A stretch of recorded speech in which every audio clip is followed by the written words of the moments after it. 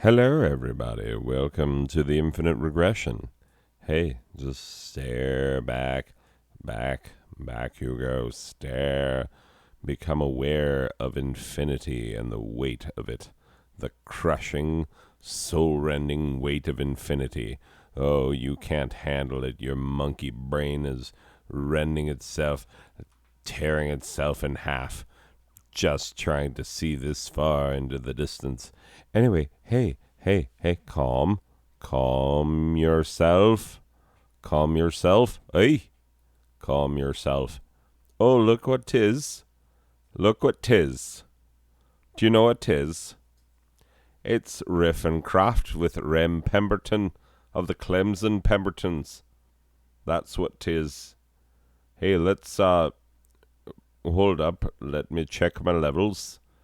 Okay, I'm gonna turn that up. I'm going to turn my volume knob down so I don't have to listen to the sound blasting me out. Okay, here we go. The theme song to Riff and Craft with Rem Pemberton of the Clemson Pembertons. This has always been the theme song. This has always been the theme. This has always been the theme song. This has always been the theme.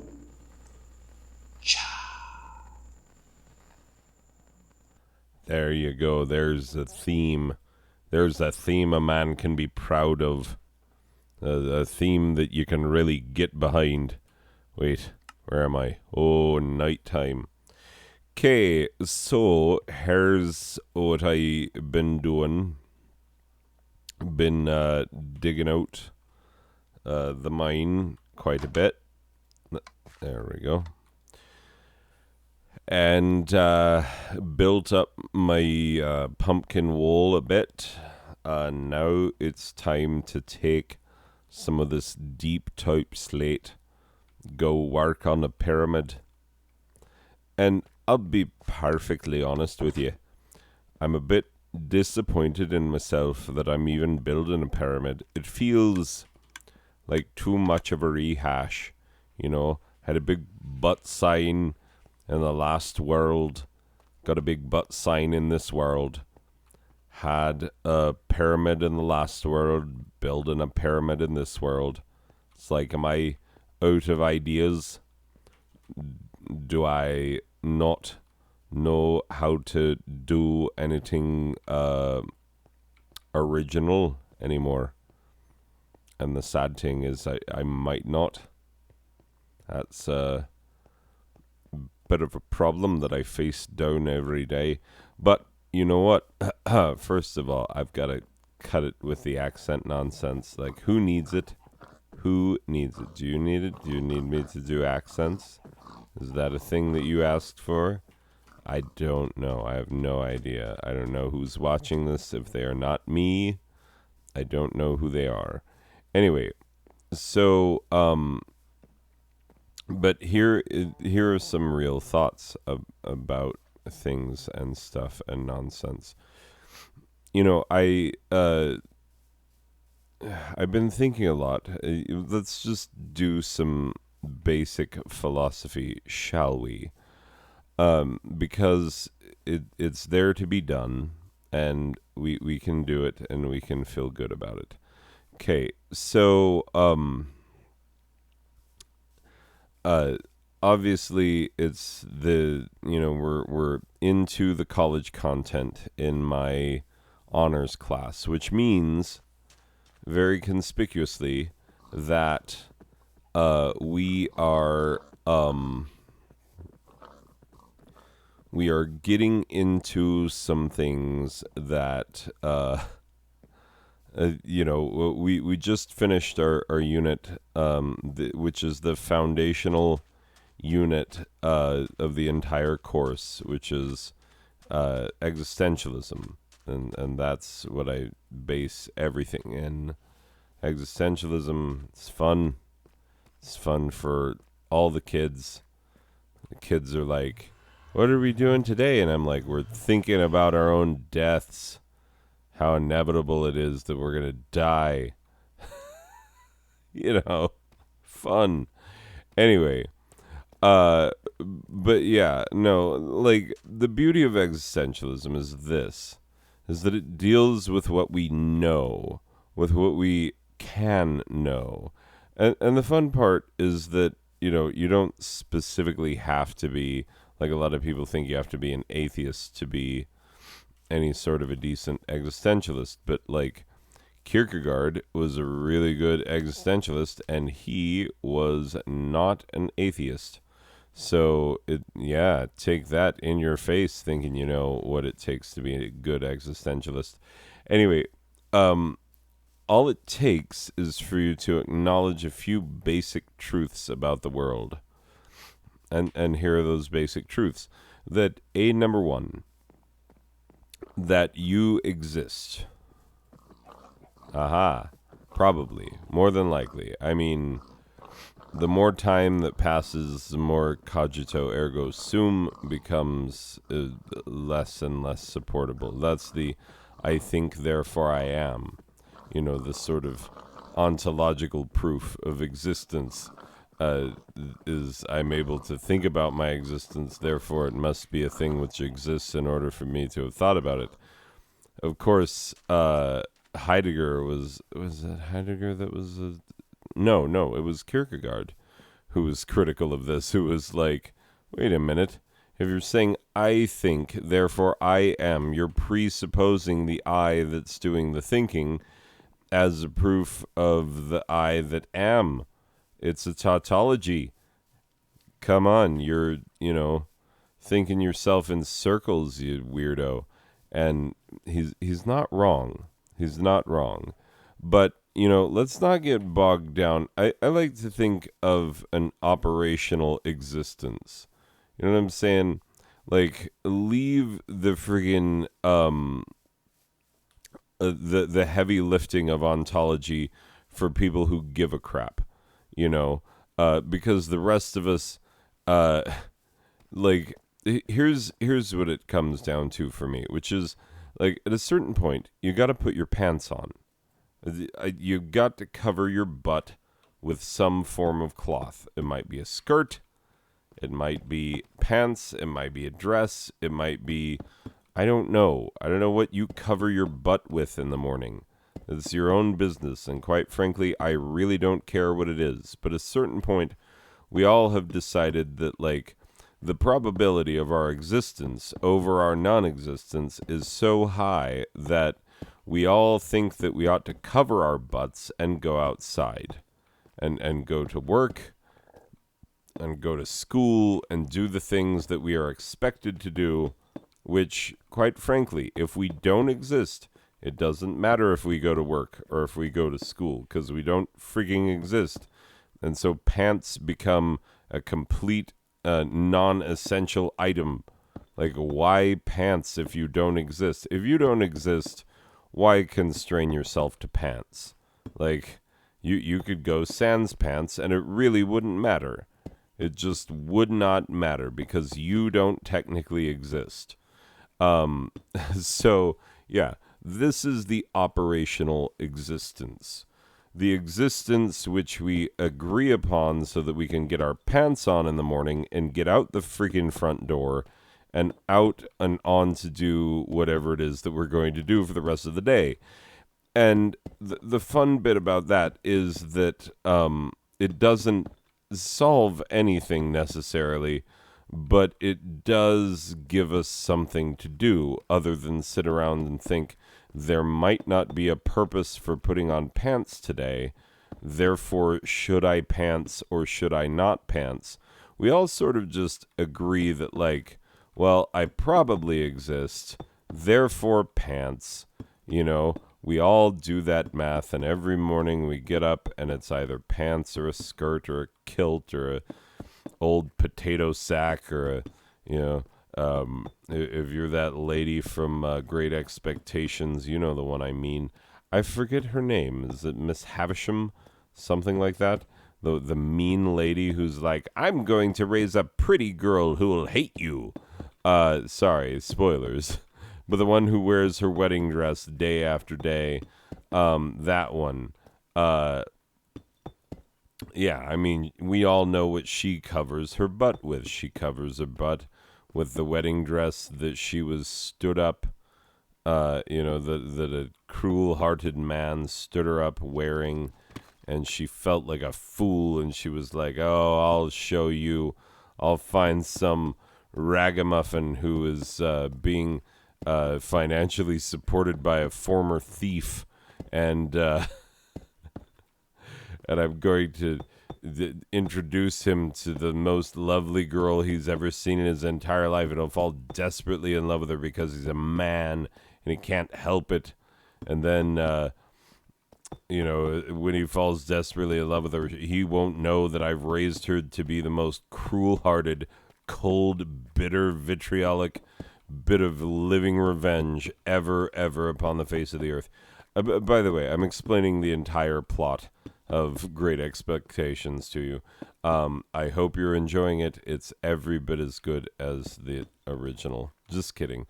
I actually really like Great Expectations. This is funny. When I finished reading it not that long ago, I go on Goodreads where it helps me keep track of which books I've read, of my ever-growing, massive frick book list that I'll never make it through. Should I live to be 1,000? And anyway, so yeah, the thing of it is, like, I really enjoyed Great Expectations. All of my friends hated it. Like, oh, why is Dickens the worst? And I was like, but I thought he was the best. And they're like, no, we hate him and we wish he was on fire. And I'm like, that is quite rude. First of all, you need to slow your roll. Like, that's the kind of anger that we should reserve for, I don't know, Mitch friggin' McConnell or someone. Anyway, regardless, back to the point. Let's get back to the point.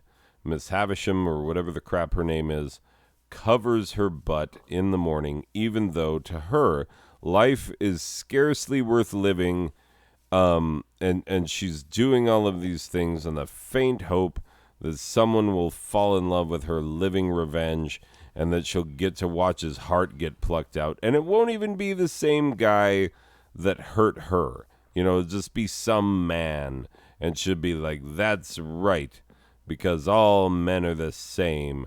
And it's like, no, we're not. We're really not. Because some of us are terrible, and the rest of us feel terrible about it. Anyway, regardless. But yeah, even the fictional Ms. Havisham. Now I have to find out what her freaking name is. And if it's Havisham, I'm going to lose my goddamn mind. It's been a minute since I read that book, and I do not recall exactly what her name is. I'm just... Hold up. Wait, nope. Don't leave the bed. Come on, hurry. Sleep through the night. Doom. Okay, so let's go to Ye.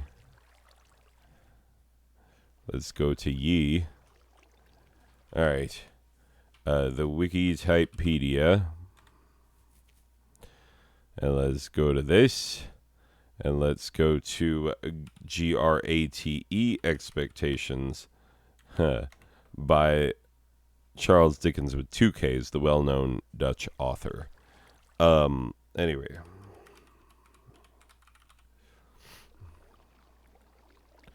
Great Expectations. Yes, Miss Havisham. I was right. The beautiful but cold Estella. Yeah, that's right. She is beautiful but cold. And she was raised to be a bit of living revenge against the very concept of masculinity that is, what's his bucket? The main guy. The one. You know the one. Pip. Yes, that one. With his orphan name and his orphan ways. No. Anyway, regardless, the fact of the matter is that, um, yeah, everybody covers their butt. I'm trying not to belabor this point, but I basically induced its labor, and I'm now just feeding it pitocin and watching it scream. Anyway, which probably made my wife cringe a little bit because that's basically what happened to her. Uh, yeah, that's right. Anyway, so the fact is, the operational reality in which we all exist, we put whatever butt covering over our butts that we can find in the morning, and we go out into the world as if it matters, because we assume that it probably does. Because to assume otherwise is ridiculous. Like, the existentialists talk about the absurd. The absurd to an existentialist is any attempt to find meaning in an otherwise meaningless world, a world that can provide no meaning for you. If you attempt to find meaning in it, you are a fool, and your very attempt at finding this meaning is absurd, is the very definition of absurd. Um, and that's how existentialists feel about it, and they are not wrong necessarily about the nature of the absurd.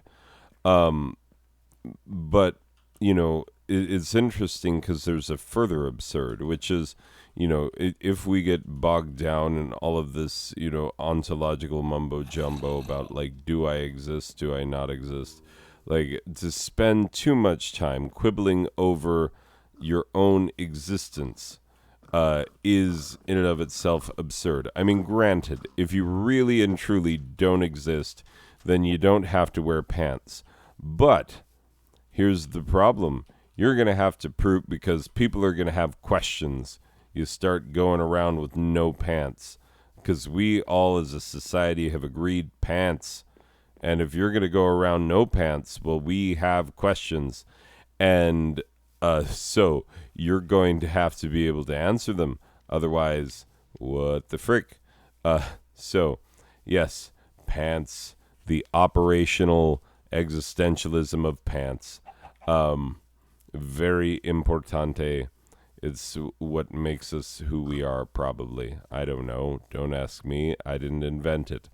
Anyway, so we all put on pants and we go out into the world. Now, the fun thing is the Heideggers of the world, and, like, I really, really love so much of Heidegger. It makes me angry that he ever had anything to do with Nazis, which, like, it's an unfortunate part of philosophy, is that, like, be careful. Like, philosophy, you can idolize various philosophers, but it's probably not a good idea, because they all have something in them that is abhorrent, like, it's really hard to find a philosopher that you can be like, I believe everything he said and everything he did was great, and he's my guy, and I love him, because then you find out, what? Nazis? Dadgummit, Heidegger. This is the final straw. If I find you hanging out with Nazis again, Heidegger, it's going to be trouble. Being towards death or no being towards death, it's just, you need to stop it with the Nazis, you freaking weirdo. Anyway, so yes, be careful who you idolize in philosophy, because though the ideas may be great, the men who create the ideas are often not the best. So, Heidegger and his being towards death, beautiful, beautiful idea. Lovely idea. Well, maybe lovely is not the way to describe the concept that, because when you talk with existentialists, it's all about, well, how do you live the authentic life? What is the authentic life, and how does one live it? Which is to assume that, pants are necessary, that we all get out there, put on our pants, and we're existing in this operational reality, which we here's what we know about this operational existence, is that we know that we are here, and here enough to put on pants, and we know that we are alive enough for pants to be a daily necessity. And beyond that, what really is there? Well, Kierkegaard says we have choices, and that we ourselves are the sum total of the choices that we make. This seems a very obvious revelation, but in fact, at the time in which he said it, it probably would have held a lot more weight, and people would have really gone, ooh, well, look at you. Look at you, Kierkegaard, with your fancy pants and your fancy ideas. Anyway, so, yeah. Kierkegaard said that we are the choices that we make. And indeed, one can easily see how that and why that can and perhaps even ought to be argued. It's not difficult to see. It's not difficult to understand. And I, for one, am a big fan of the concept. So, yeah, we take these things, we understand them, we've got our pants on, we've said, yes, we are the choices that we make, and we understand that, we know that. Well, what from there? Well, beyond that, we know there is death, and death is a thing that we all fear. Why do we fear it? Because it's unknown. That's the only reason. We don't fear it because, I mean, yes, so many modes of death look rather ouchy, but it's not the ouchiness of death so much as it is the permanent unknown and the permanent unknowability of the very nature of death that really does our heads in. And so that's the bit that we really don't like so much. If we just, if all we had to wrap our heads around was the idea that, like, oh, it's going to be a bit of an ouchie at the end, you know, it'd be like going down a water slide, or it'd be like, oh, it's going to be an incredible sensation. You're going to be screaming down this water-filled tube, having the time of your life, and in this metaphor, having your life, hey? And then, you know, at the very end, there's a guy who just punches you square in the face, and you just take it. But you had a lovely time down the water slide, didn't you? And you'd be like, you know, I mean, it's probably fine. Everybody's getting punched in the face. Seems like the thing to do. Let's go get punched in the face. Like, it will very much seem like the sort of thing that you ought to allow yourself to do. And we wouldn't fear it as much. We would know it was coming, and we would know that it's unavoidable, and we would just be like, well, this is an unavoidable bit of life. You get punched in the face, but at least you had the bit with the water slide, and that was a good time, and we all agree that we liked it and that we preferred it over the alternative, which is what exactly? We don't even freaking know. That's the fun bit, is that we don't know what the alternative to life is.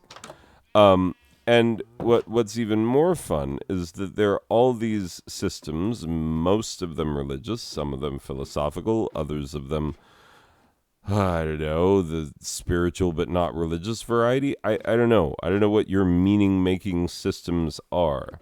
You have them, they are yours, they belong to you, and you are the owner of them.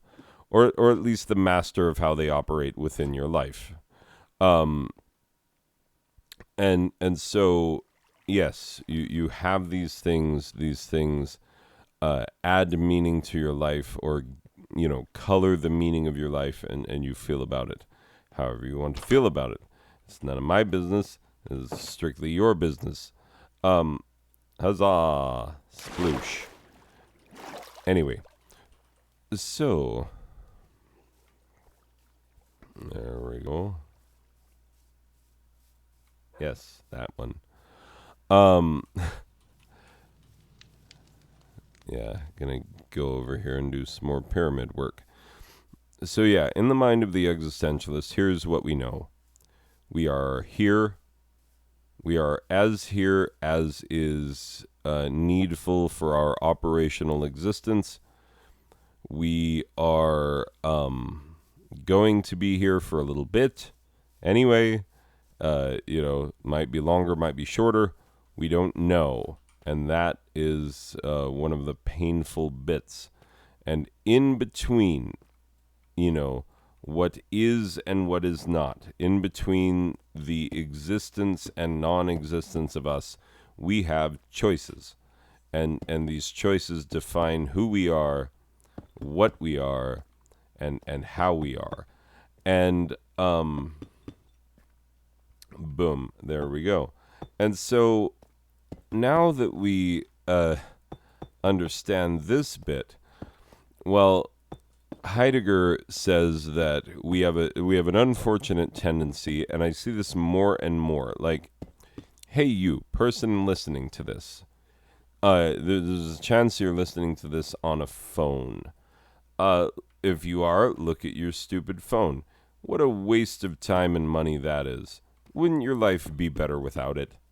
Like, really? Think back to before you had one.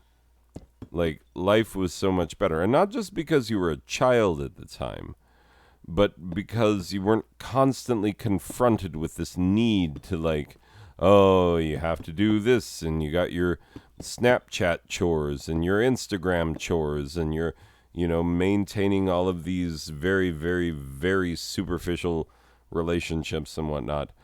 And it's all very stupid.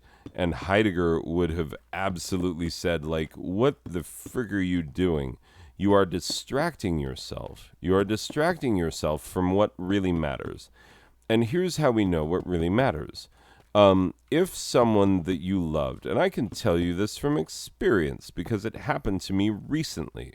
So let's say that someone that you love dies unexpectedly. That's what happened to me about 4 months ago. Someone that I love very much, someone that I miss very much, died very unexpectedly. And it was shocking then, it's shocking now, and it hasn't gotten much better in terms of, like, losing that sense of, like, how and why. And we'll never, here's the fun part, we don't know the cause of death, and we will never know. Hooray! It's a terrible state of affairs, especially for my parents. I can't imagine losing a child and then not ever knowing what happened or why. It just seems so very terrible. Anyway, so my brother died, and I will tell you exactly what happened so that you can understand what I'm getting at. I got a text from my parents that said, text us as soon as you get the chance. And now here's a little context to all of this. A couple years ago, my father woke up bright and early one morning to make himself breakfast and stuff, and he had a blood clot in his lung, which made it very difficult for him to breathe, and he passed out. And, one of the things they don't tell you when you pass out is that you don't have control over how and where you land.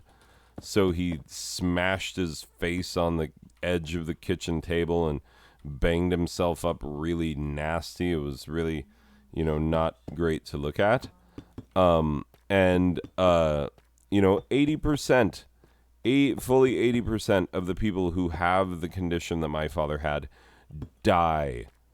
And my father is still alive today, as far as I know. I think if he had died, somebody would have told me. At least I hope they would.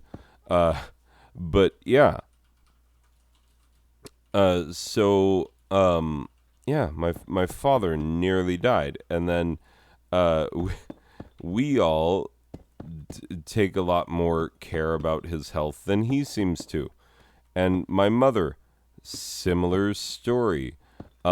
She actually, both she and my father got COVID-19, which is, not great because he had a blood clot in his lung and is permanently on blood thinners for the rest of his life.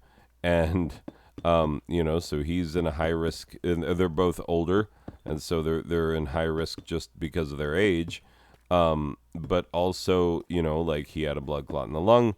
This is a respiratory disease. My mother is an asthmatic and, and getting on in years herself.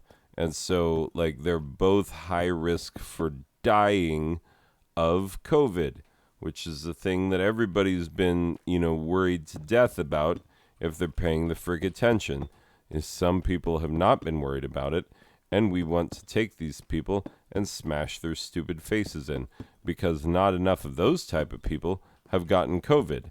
And it's funny because you see when those people get COVID, it's always the same story. They're like, oh, I was a COVID denier and now I have it and I'm in the hospital and I feel like crap. And I wish I hadn't been a COVID denier. And the rest of us sit around saying like, yeah, like that'll show you for not believing basic frick science, you jerk. Anyway, but not enough of that is going down, unfortunately. So, both of my parents got COVID, and they were high risk, and they didn't tell me that they got COVID. I found out that my parents got COVID because getting COVID is how we found out that my mom had cancer. Haha, exciting, Nothing to, really make you stop and think like like a cancerous parent, really not a fun thing to have. Sorry, when I talk too much, it makes me cough because my throat gets very dry. I'm going to get myself some water. All right, I'm back with water.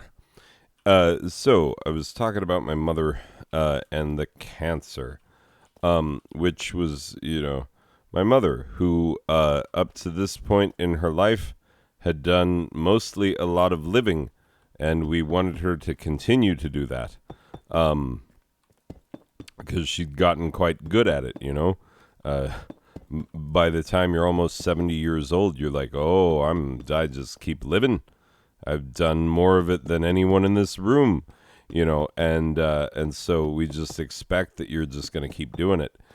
And it's funny because, the young people especially will be like 70, frick, just kick the bucket any minute.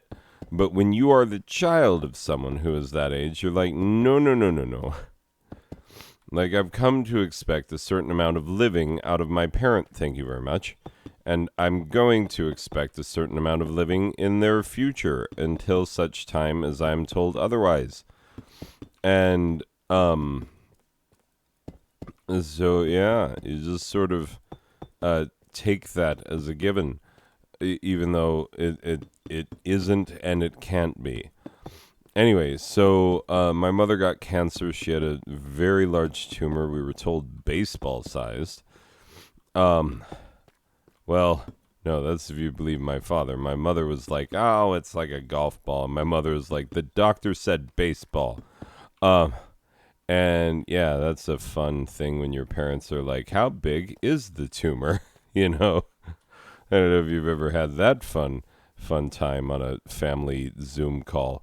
So, yeah, and I hope you never do, quite frankly, because it's not as fun as it sounds. It doesn't sound like an awful lot of fun, and it's even less than that. So, yes, my mother had cancer on her kidney, and they just removed the entire kidney, which is good call for you, doctors. Nicely done. Way to go. Congratulations on your rich, awesome life. And, yeah, kudos to the doctors for doing the doctorly things and making the doctorly things happen. That's the way it should be.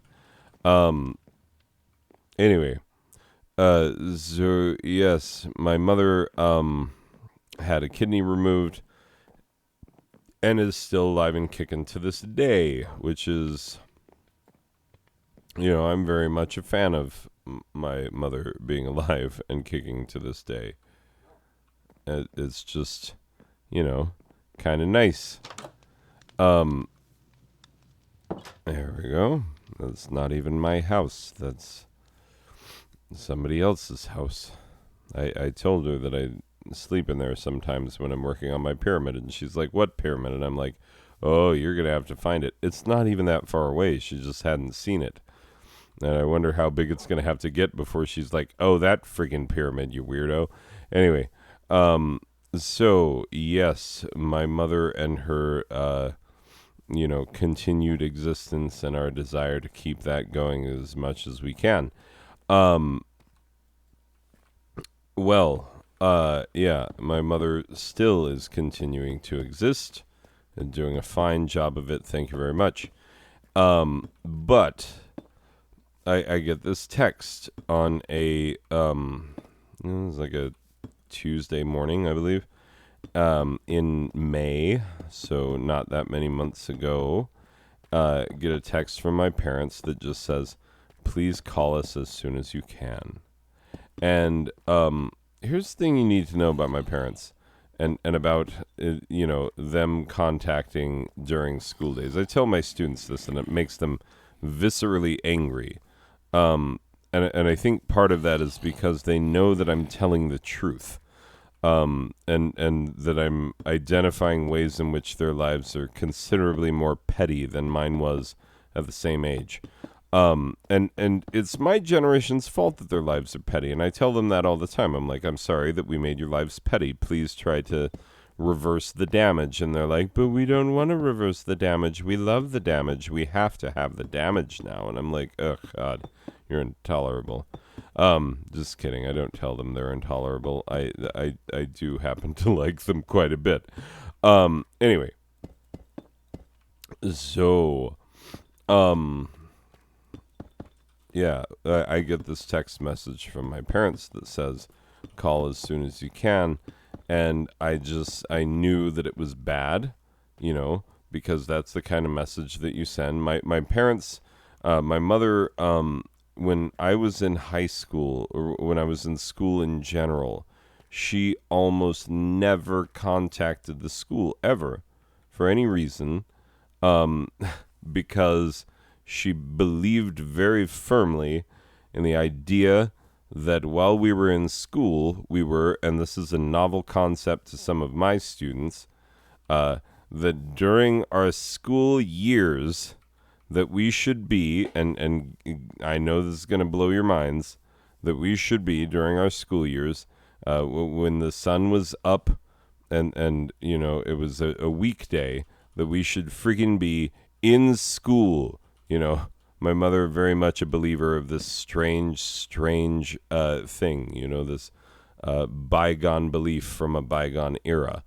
Anyway, could I make things out of deep slate? Oh, I can. Sweet. I didn't know that I could. Now with deep slate, but apparently I can. Anyway, so yeah, my mother would, like, literally, and I know that it's going to sound like I'm blowing this out of proportion for some sort of comedic or dramatic effect, and I promise you that I am not.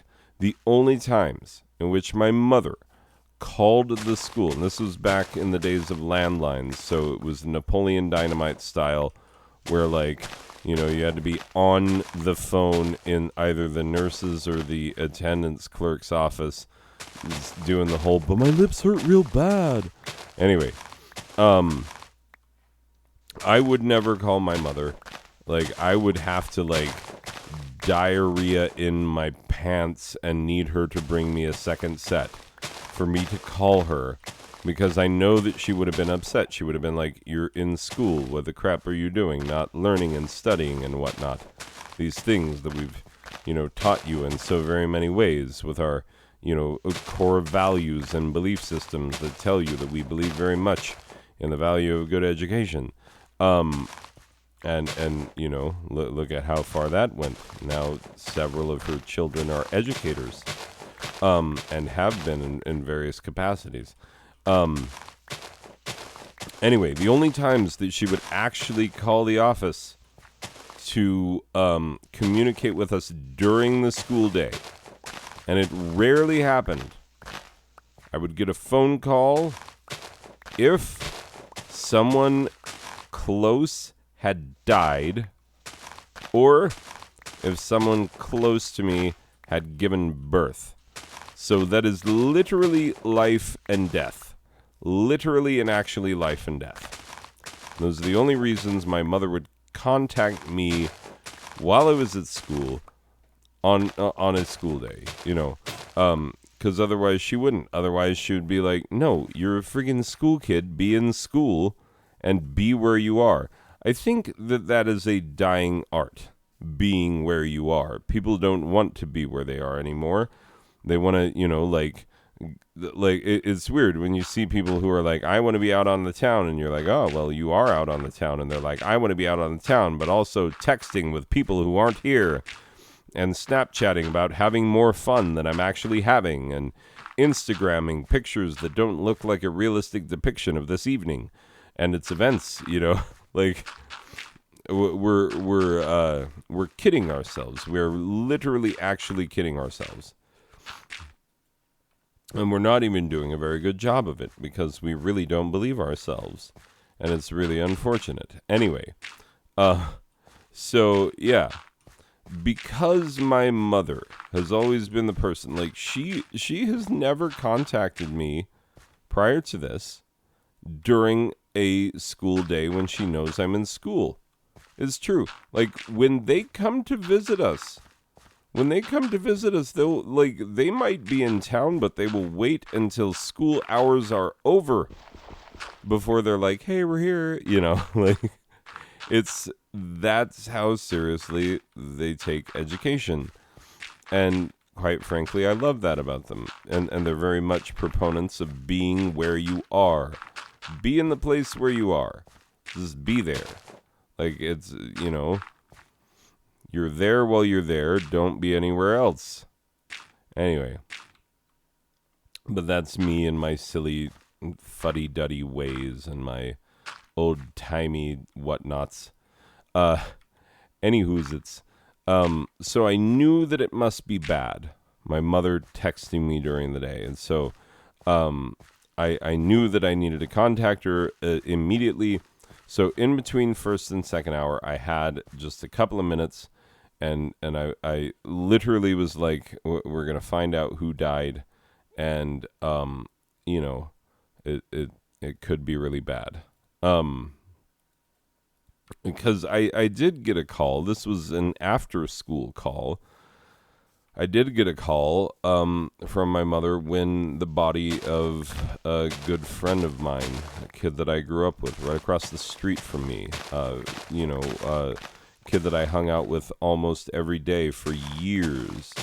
And he committed suicide because, he had the great misfortune of surviving the war in Afghanistan. And, as we all know, if you survive the war in Afghanistan, well, that's just, makes you so much more likely to commit suicide when you're home. And, we've done nothing to help these people with their mental illnesses and their struggles that we have given them. We collectively as a society said, no, it's very important that you go to the graveyard of empires and that you fight fruitlessly and pointlessly for decades with no clear marker for success in our fight against a concept, not a fight against a nation, a fight against a concept. Anyway, so yes, I lost a dear friend that way. But that was an after school call. So in school call, this is freaking serious, and we better, take it seriously. And so I called my parents, and my father said, "Are you sitting down?" And he's like, "Actually, it won't matter. You're not going to be prepared for what I'm about to tell you." And I was like, oh, this is terrible. And I immediately thought, because, I heard both of my parents' voices on the phone, and so I knew that it couldn't be my father or my mother. And so I immediately thought of my older sister, who has a person in her life who's a real piece of crap. And I bet if this idiot had the opportunity that he would do something terrible and desperate. And I've been worried about that for a long time. And I hope that he never ever does anything terrible or desperate. Anyway, so I was like, oh no, this jerk did something terrible and desperate.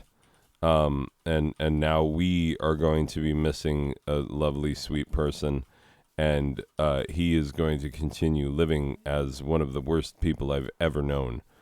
Just a blight on society, just a pockmark on the face of humanity.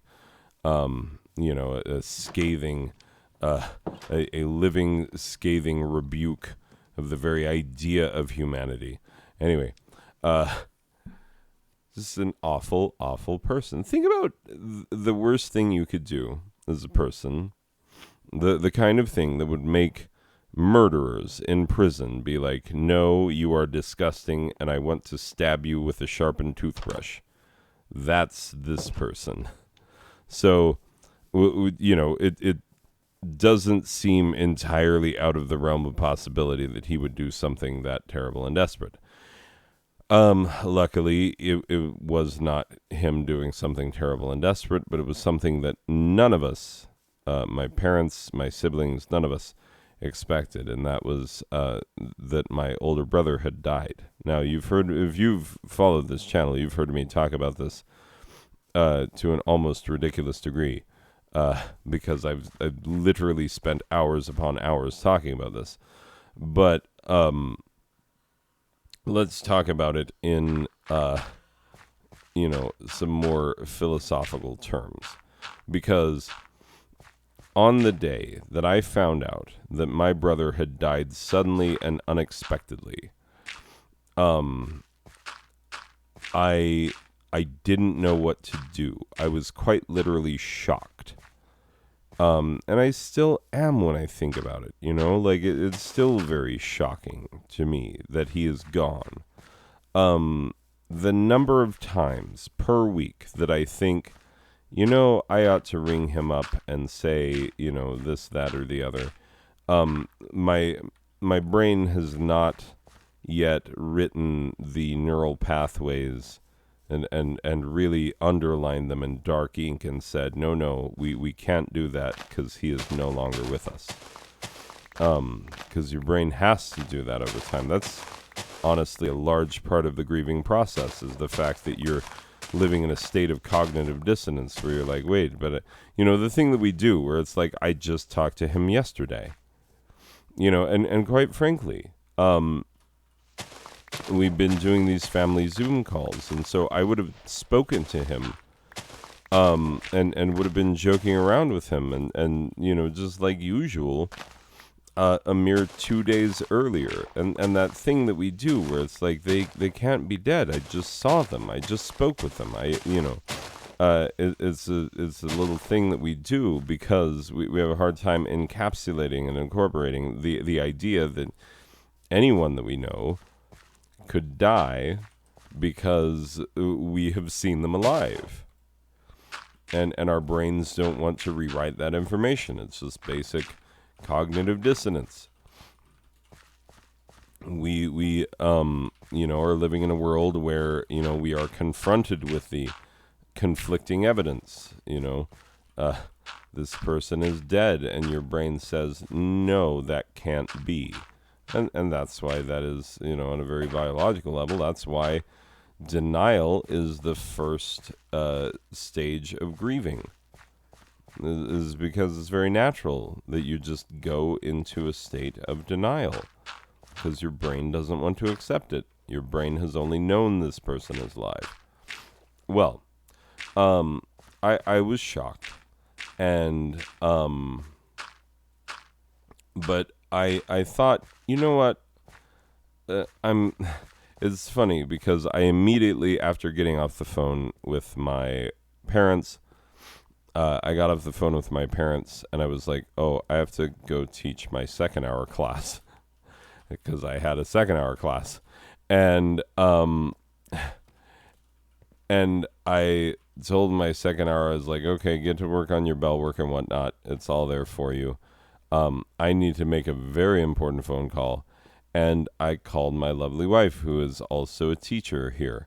And I gave her the news, and she was just as shocked as I was, and was just as upset by it as I was. And but she immediately was like, "Do you want to go home for the rest of the day?" And I was like, "No, I'm gonna try and distract myself. I'm going to try and manage." To muddle through the rest of the day. And I really thought I could. And so I went into my second hour, and these are lovely children who were so kind and generous to me. Like, I really, really enjoyed this group, especially my honors students. I always love my honors students, but this group in particular was very dear to me. And anyway, I went in and I was very upfront with them, and I said, hey, this is the situation. I literally just found out, like, the phone calls that I was making, I just found out that my brother has died. And I was like, please don't, please just don't. Like, I don't know how I'm supposed to feel. I don't I know how I'm supposed to feel. You're just supposed to be sad and morose and glum and a chore to other people, is how you're supposed to feel. But in the moment, it's too shocking, and it's too you're numb. You really can't. Your brain is having trouble catching up with itself. And you really can't even know what you feel or how you could possibly feel. And so you you try to soldier on somehow, and you say, like, hey, I'm here, and your class is like, are you sure? And you say, I don't know, but I'm here and we'll figure it out. And so what I did for about half an hour, 20 minutes, is I just told them about my brother. And I said, this is the man that he was, and this is what the world has lost. Someone that they could scarcely understand, and someone that they never that they never earned, that they never understood, that they never appreciated to the extent that they should have. And I include myself in that statement as well. Anyway, so this is what I tell my second hour, and I'm, having a hard time with the emotions. I'm having a hard time with the emotions right now. And so, yeah, because it's still very fresh. It's still, 4 months is no time whatsoever, especially when you are considering it against the entire lifetime of a human who lived a rich, interesting life, as my brother certainly did. And so, yeah, I tried to stay at school. I tried, but I couldn't. And after that 20 minutes was up, and after I had told my second hour about it, I said, okay, let's have class. And they were like, okay, we'll try. And then we started to try and have class, and I lasted about 5 minutes, and I was like, I can't even pretend to do this. So I'm going to not do this because, sorry, that was a bit of phlegm. I would have told you if it was me getting overly emotional. I am emotional. It's just that was phlegm. Sorry. I had to get some water. Anyway, so I called the front office knowing that if I told them, like, hey, guess what I just found out? That they would be understanding. Sometimes when you call the front office and you're like, I would like to leave work, they'll be like, how dare you use your sick days? You're a teacher. Everybody knows teachers shouldn't use their sick days. The frig is wrong with you. That's it doesn't matter who the secretary is. That's always kind of the attitude. Like, what?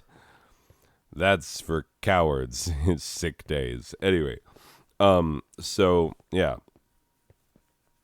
teaching is a harsh profession in many ways. As many of my colleagues have reminded me recently. Anyway, so I could not stay.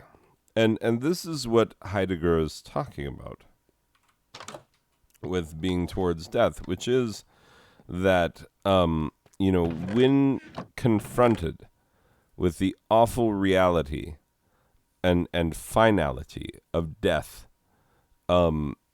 not a one of us is able to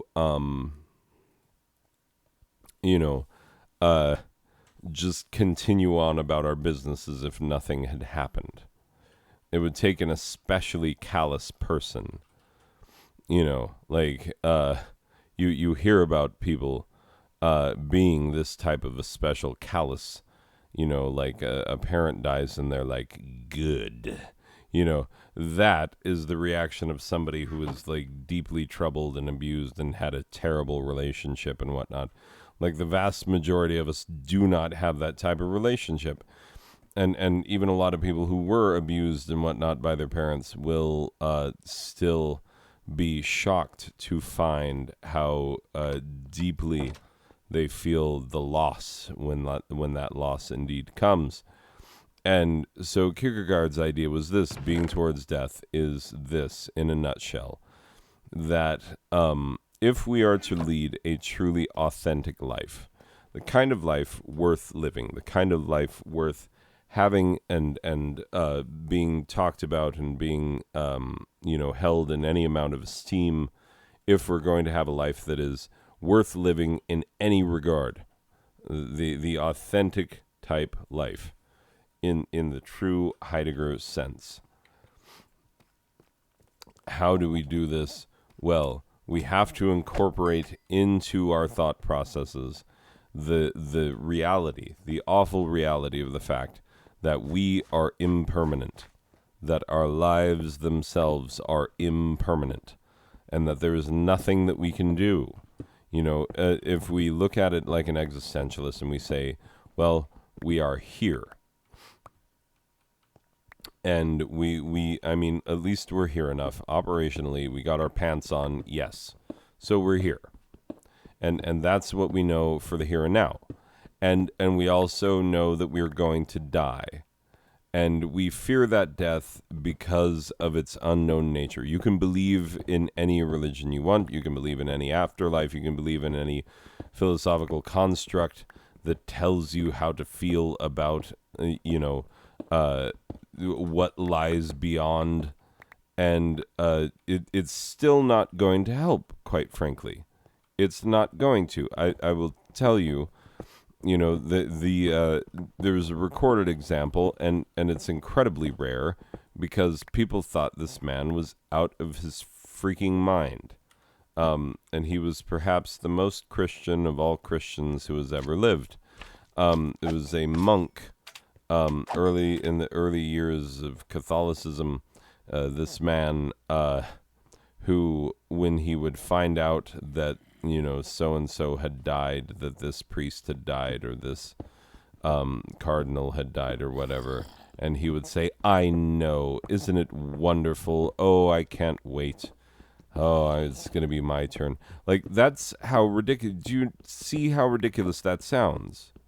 Like, this is a man of faith. And we know people of faith.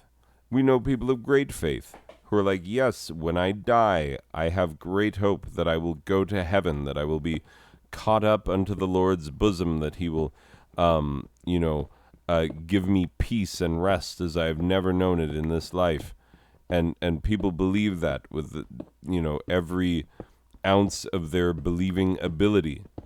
And yet, when it comes to the awful finality and unknown nature of their own demise, they are unwilling to stare it into the eyeball and to really know it for what it is.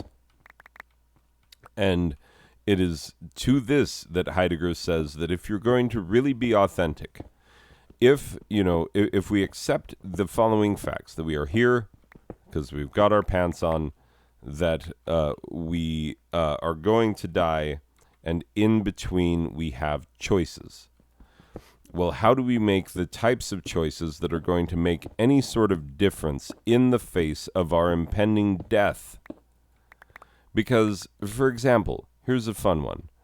So, I try to cram my brain full of knowledge, knowing fully well that if all goes according to plan, someday my brain will be on fire.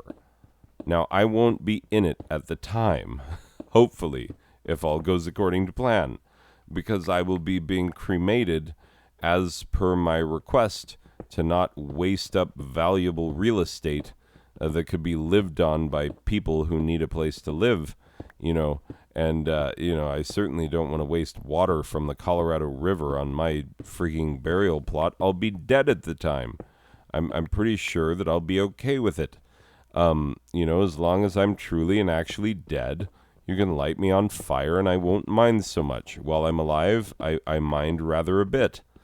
So we know these things. We know that we are alive. We know that death is coming. And I try to cram my brain full of knowledge. Well, what does it matter, ultimately, knowing that I will die and that my brain will not survive my own death? Now, there are various meaning-making systems which say, oh, but don't worry, some form of you will survive your own death and you'll continue on in some way. And to those things I say, no thank you. No thank you very much. I hope not. I honestly hope not. I honestly hope that after my death that there is nothing, because the nirvana of Buddhism is good enough for me. Because, to cease to exist seems like a nice thing. I think about how I felt before I was born, and it seems pretty peaceful, if nothing else. I don't remember it, and I don't remember being bothered by it, so it must have been pretty good, that whole part where I didn't exist yet. And so if there can be a part where I don't exist anymore, and it's as good as the part where I didn't exist yet, sign me up. I'm all on board for that. That sounds lovely and wonderful. Anyway, so but what does it matter? I've got my pants on. I've got my butt covered. But why? Ultimately, why? Why bother with the pants covering, or with the butt covering, and the learning and putting things in my brain, if ultimately that brain is going to be either food for worms if people don't follow my wishes, or it's going to be on fire if they do. What does it matter? Filling my head full of knowledge, knowing that the brain is eventually going to die, and that it will go to waste after it's dead. Anyway, what's the point? Well, the point is that it matters to my little starfish. That's literally the only point that there possibly could be. Because it's really not going to matter to a lot of other people. I mean, it might matter to my children, because I will hopefully be fostering in them a desire for lifelong learning. Hopefully, that's something that I hope to do as a father. Hope that I've already, planted those seeds and will help them to grow over the next several years. But yeah, beyond that, what does it matter? It really doesn't in so many ways. Except for, here's the fun existentialist trick, is that, the existentialist battle cry, as if existentialists would rush headlong into battle, is that existence precedes essence, meaning that before there is a concept of what you are as a human being, you are as a human being. You exist before there is any idea about what it means for you to exist. And when I say you, I mean you specifically. I don't mean you, the generalized you, although yes, you as well. Because you, the person listening to this, when you were born, the moment the doctor, took you from your mother, slapped you on the butt to make sure that you were capable of breathing on your own, from that moment, you were neither Christian nor Muslim, Republican nor Democrat. You were nothing. You were a baby. You were not capable of adopting meaning-making systems or of knowing what meaning they could possibly make in your life.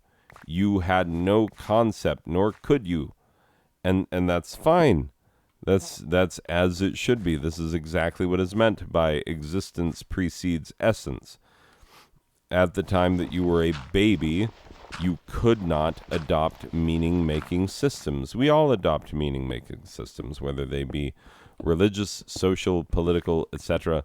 We all choose the things that make the meaning in our life, but we have to understand that these things are external to us. They are not inherent in us. We choose them. They do not choose us. Although, very conspicuously, especially when it comes to political leanings and religiosity, we tend to stick with those things that our parents have gone with before us. And that's because parents, as we all know, have never been wrong about anything ever. And that we are all, best to just rest assured that all of our parents were more right than we could ever possibly conceptualize. Anyway, also, this just in, sarcasm invented. Yes, sarcasm was invented. From now on, feel free to use it and interpret it as such. Anyway, hold up. Big drink of water coming up. Throat getting very dry. Want to avoid coughing. Hooray and huzzah. We have fought off another round of coughs. So, yes, we choose the meaning-making systems in our lives. At a certain point, if your religion is not working out for you, and more people are doing this because their religion is not working out for them, you can walk away and you can choose another way. As a matter of fact, in America, the largest growing, or the fastest growing religious affiliation is none, which is not, being a Catholic nun, but checking the box that says none. I have no religious affiliation of any sort whatsoever. That is the fastest growing religious affiliation, is to say religion, no thank you. It's really a fascinating field of study. People are looking at are these people completely irreligious? Are they atheists? And very interestingly, no. They're just much less interested in letting men in funny hats and collars and things tell them how to feel about the divine and give them permission to access it only when they say it's okay. That is, dealing a blow for justice on behalf of the working man. There you go. Get your own religion. You can DIY. We're very much a DIY culture. DIY your own spirituality. You don't need permission from a man in a hat or a collar to tell you that you are now allowed to access the divine, whatever concept of the divine you may have. So good for you. Anyway, so we can adopt these meaning-making systems and we can chuck them aside if they fail to produce the kind of meaning that we want in our lives, because we are free to do so. That is our choice. It is our yeah. This is our ability. It is our right to do so. We choose the meaning-making systems that make the meaning for us in our lives, and we're free to have them. And ready, get set, go. Get whatever meaning you can get. So, the fun part about all of this, is that we choose those meaning-making systems, or we can choose to buck them all together and make our own meaning-making systems, which is rather a heavy-duty DIY project. But you know what? You ever see those people who are like, I'm going to make my own piano out of pallet wood and cat hair, and you're like, well, fair play to you, good sir. You are much better at DIY than I am. Yeah, so there are also going to be people who are much better at inventing their own systems of meaning than others, and that's to be expected. Simply humans doing the human thing, as humans have done for a long time before and will do for a long time hence. And we say, hooray, hurrah, humans, go ahead and human. Do the human thing that makes you oh so delightfully human. Well, you will have the meaning-making systems that make meaning for you in your life in a way that is acceptable to you, in a way that makes you feel as if life is worth living. And indeed, if you don't have things that make life feel worth living, then Viktor Frankl has, an interesting discussion to have with you. So, yes, these are considerations that we all get to make. And because we exist before any of these meaning-making systems, all of these meaning-making systems are, and this is very important, they are constructs of one form or another. They are. I'm sorry, religious people. Like, I was raised in, the religion that I was raised in was very much like, no, we're the ones who aren't a construct. We represent the all-abiding universal truth. And anything that is true is actually technically a part of us, because if it's true, then we can, put a rubber stamp on it and say that we approve of it. Unless, of course, it's a truth that we don't like, truth like gay people are gay and we should allow them to be gay because it's beneficial for them and it makes them less likely to commit suicide and stuff, and we should just let them be gay because, they're gay and it's not hurting anyone. And, and they're like, boo, I don't like no, you're upsetting the natural order. And those of us who've thought about it a bit more, like, are we though? Is that what we're doing? I didn't think we were doing that as much. Anyway, so these meaning-making systems, we adopt them, we keep them, we check them out wherever necessary. And we are the ones who decide whether or not they are beneficial. And it's a very fun thing to be able to do, to realize that you are, as a matter of fact, the master of your ship. You've all heard Invictus, the poem Invictus, and where it's like, I am the captain of my fate, I am the master of my soul. That poem.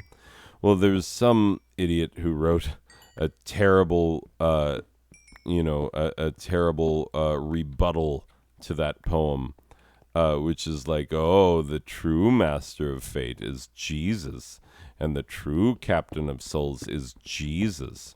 And it's like, yeah, that's all fine and good for you, but a lot of people are Buddhist, like, you have chosen one meaning-making system. Please make way for those who are using other meaning-making systems, including meaning-making systems which appear to you to be completely baffling, because quite frankly, a lot of people's meaning-making systems appear to me to be quite baffling. But I'm not here to tell them that, like, hey, your meaning-making system is terrible. I do try to tell them if I think that their meaning-making system is taking advantage of them in some way, shape, or form, because that is an injustice that my meaning-making system cannot abide. But beyond that, if someone wants to say, the old Patton Oswalt, like, I believe in the great celestial anus, and that's what makes me a good person, and if it truly indeed makes you a good person, then I don't have a word to say against it. I don't, and I couldn't, and I can't.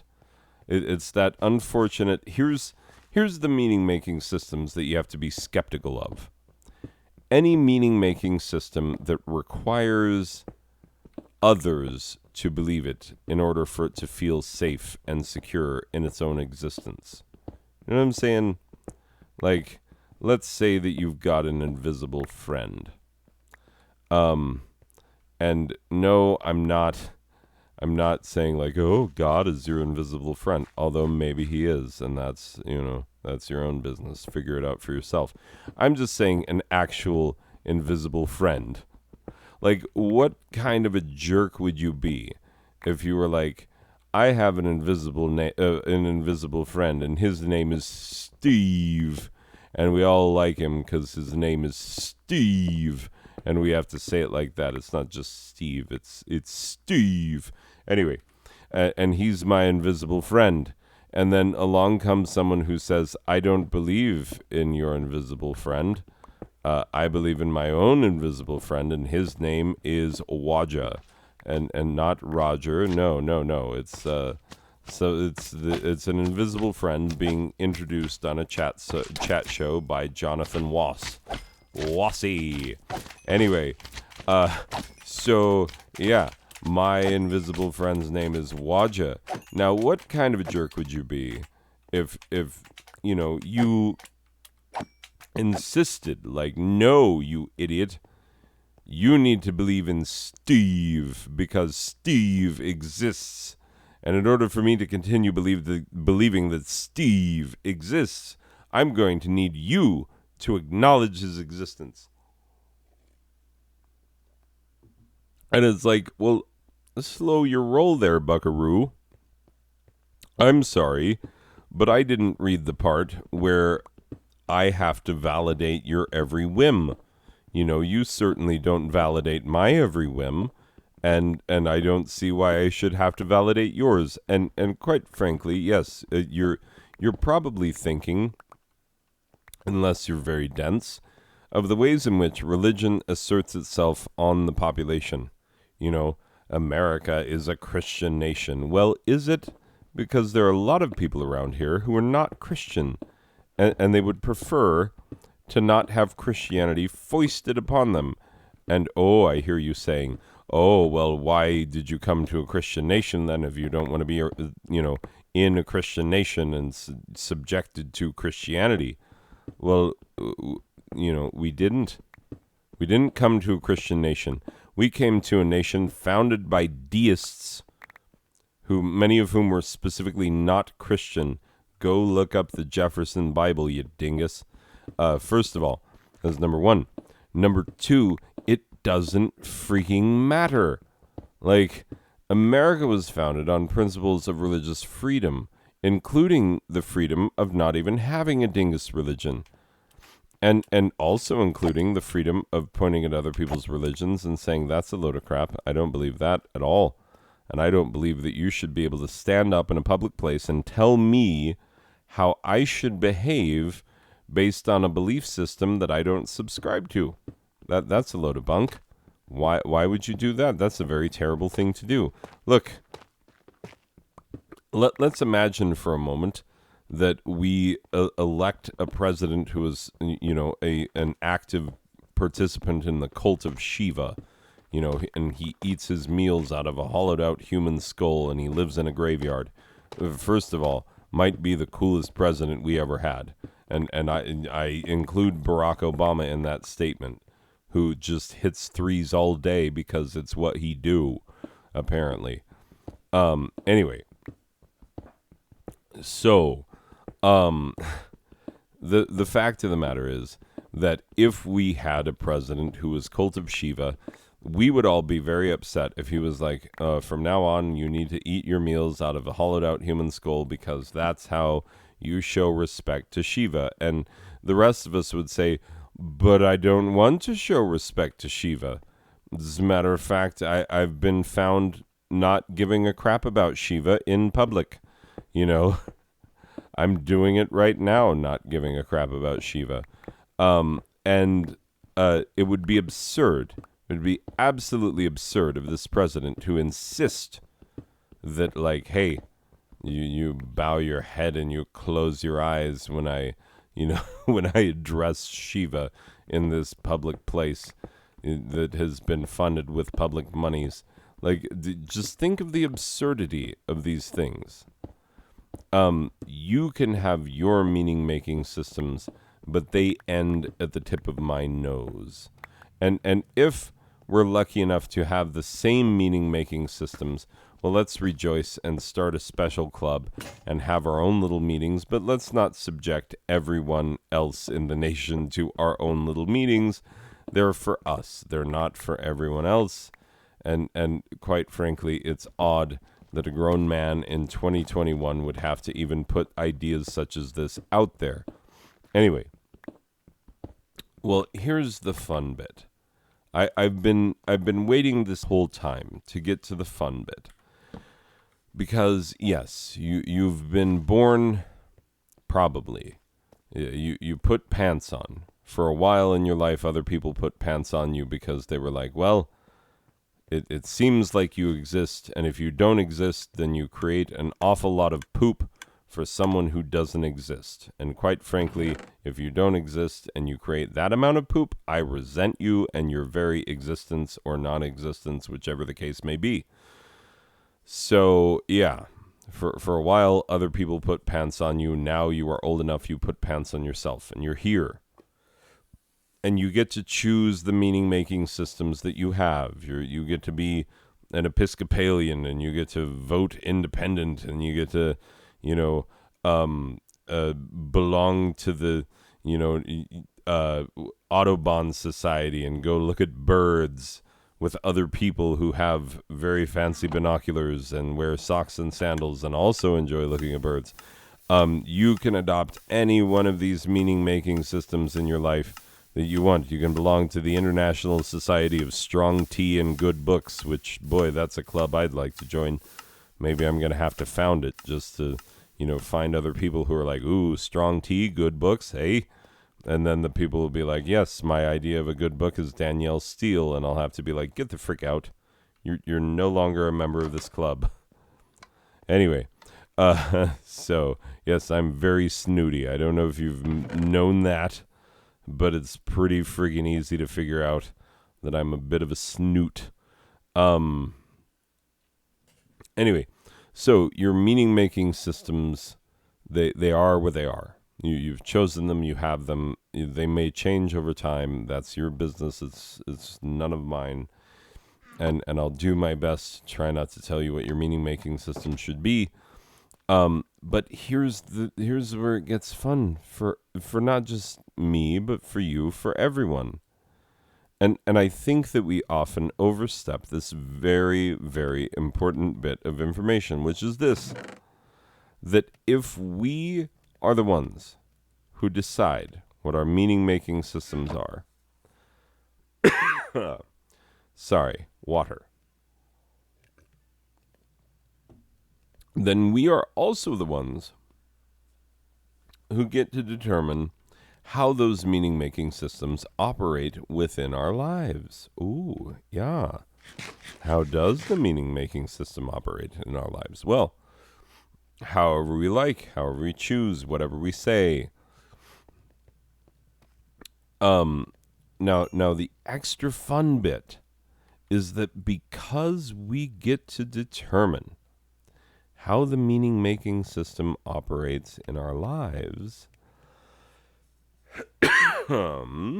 sorry.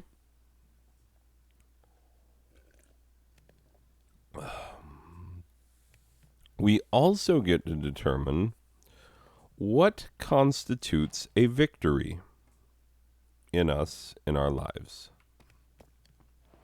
Like, what is a victory? Wait. Did they fix it?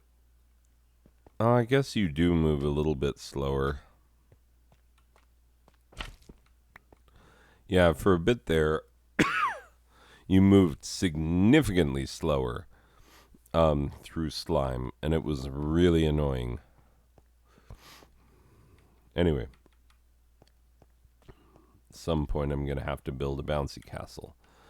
Oh,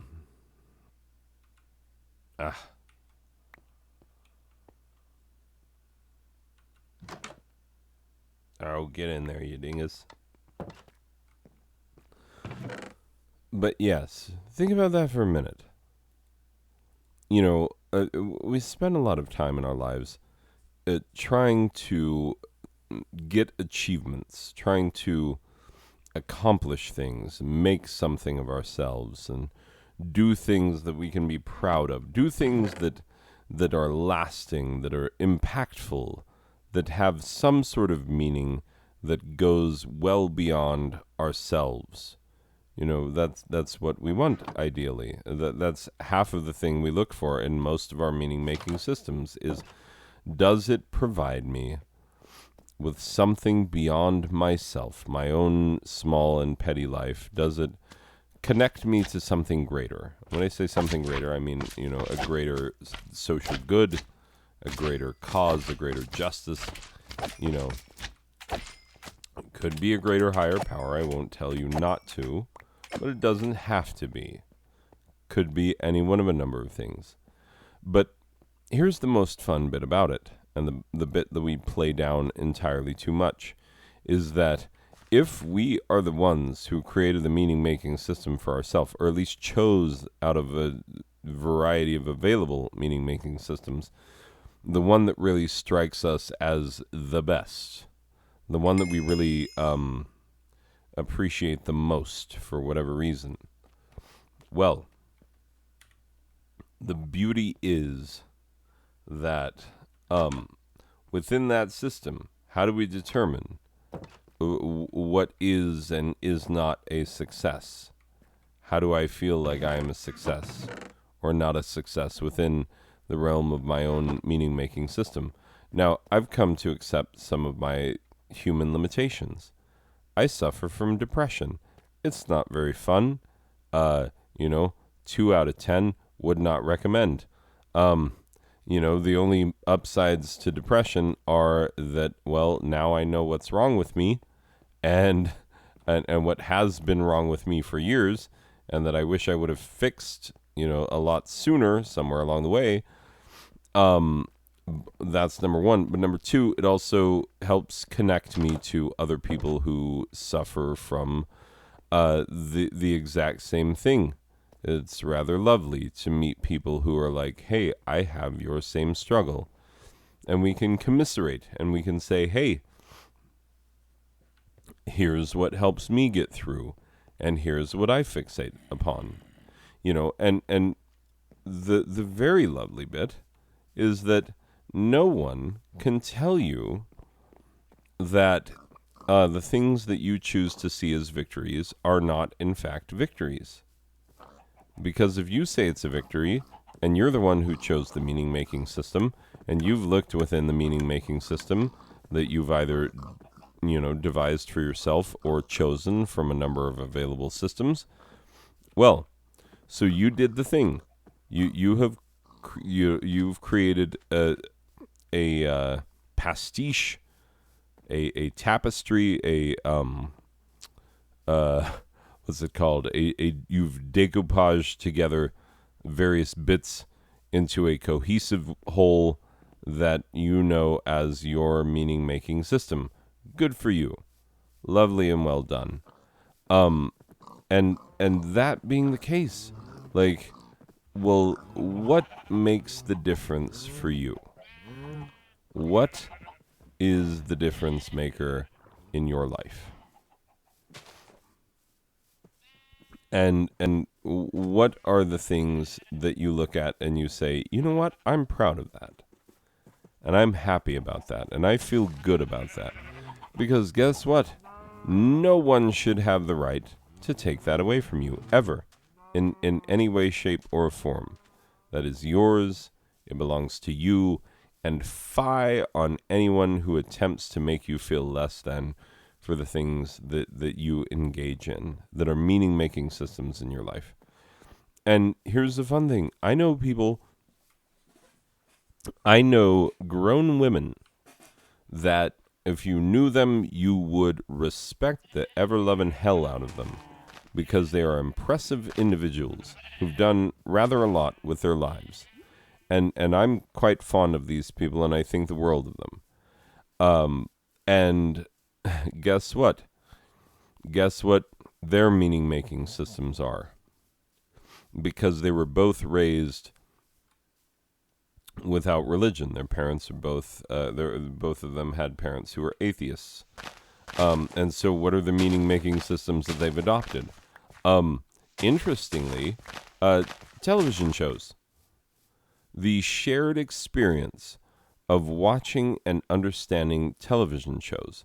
Now, I'll give you a for instance. Steven Universe. They're both very big on this one. And I am a big fan of it as well. And so Steven Universe is a very important part of their lives in ways that it perhaps isn't for other people. But that doesn't matter because they are not other people. They are themselves, and they get to decide what makes meaning for them in their lives. And they have various tattoos drawn from some of their various meaning-making systems. And some of the beautiful things that they have in these meaning-making systems are like, they're very influenced by Avatar and The Legend of Korra, those particular anime shows. And there are various other ones too that like really in the same way. And this, to those of you who get your meaning in life from religion, this will sound absolutely patronizing and ridiculous and absurd. And like, somehow I've missed the point of religion entirely and that I don't get it. But I'm telling you that I haven't and I don't and I'm not. I'm not minimizing you, and I'm not aggrandizing them just because they have found deeper meaning in, a kid with a blue arrow on his head. But what I'm telling you is that they are the ones who get to decide that for themselves. Now, if you look at that and you're like, well, that's stupid. Why would you take a kid with a blue arrow on his head and be like, nope, that's the meaning for me in my life is, the exploits of this kid as captured on television. Except for, like, there are a lot of really great television programs and whatnot that actually do strike at the root of, what does it mean to be human? And what is the greater good? And what is man's obligation to other men? Or humans' obligation to other humans. Let's not get so gendered in our speech. But what do humans owe to each other? And how do we fulfill these innate obligations that we have within us? And there are various TV shows and video games and comic books and manga and anime and whatnot. Like just nerd shit. If we're being perfectly honest, just some nerdy shit that really defines what it means to be human, what it means to be alive, what it means to be courageous, what it means to be kind, what it means to be loving, what it means to be a caring individual, what it means to be an individual of any sort. These things for some people are very much defined by TV shows and movies and books and video games and whatnot. And the fun bit is that you don't get to tell them not to, because they already have permission from their own freaking brains, which feel how they feel whenever they want. And the great thing about it is that, like, let's say that you are an avatarian, is someone who is like, yes, Avatar, the last airbender, this is the meaning making system in my life. It tells me what it means to be a good person. It tells me what it means to be moral. It tells me what it means to be brave. It tells me what it means um, to seek the greater good. It is the ultimate in truth and justice and goodness in the world, as the best depiction I've ever found, and therefore I draw meaning in my life from it. Sweet, awesome, nobody gets to tell you otherwise. But beyond that, let's go back to this part about victories, right? So, here's something that helps me create meaning in my life, all right? So, I draw a tremendous amount of meaning in my life from uh, the various number one, coping with my mental health issues. Possible place for library. Oh, interesting. Yeah. Um. So yes, I draw. Um. Yeah, I draw a tremendous amount of meaning in my life from, uh, coping with my mental health, knowing, understanding, treating, and attempting to deal with on a daily basis the various effects of the mental illnesses that I have. And it's not always easy. It's not always fun. But the struggle gives my life meaning in various ways. And here's the fun thing, is that when you are depressed, you often lack the ability to do the simple things that you want to do. There are things you want to do for your own enjoyment, for your own pleasure, and you cannot bring yourself to do them. Why not? You're too depressed. You've got a ginormous depression kitty sitting on your chest and making you feel worthless and making you feel like you want to turn on the TV and then lie on the couch with your back to the TV while it's turned on and eat melted ice cream, you know? And if you know what I'm referencing, then good for you. But I'm telling you, depression is very real. And for those of us who suffer from it, the effects are equally real. And so the fun bit is that, like, just daily coping with depression does not sound like a very lovely meaning of life. And yet it is an important part of the meaning of my life. And you can feel about it however you want, but you cannot negate the meaning that I derive from my oh, hold up. Anyway, sorry. Yeah. So because I determine the meaning making system, I determine what constitutes victory. And so when you've experienced the depression kitty and its, awful crushing weight, sometimes just getting yourself out from under that crushing weight is a freaking victory unto itself. It is life affirming. It is wonderful. It is part of what makes life worth living for me. What makes life living for you, that is something for you to determine. And quite frankly, I hope you have things that give you great pleasure, that give you a great sense of purpose. I hope that you have them. If you don't have them, the time is always right to find them. But I will tell you this, like, just making this video tonight is a part of that process for me. And I know that does not sound amazing, because I'm creating videos on a YouTube channel that I tell people to not watch.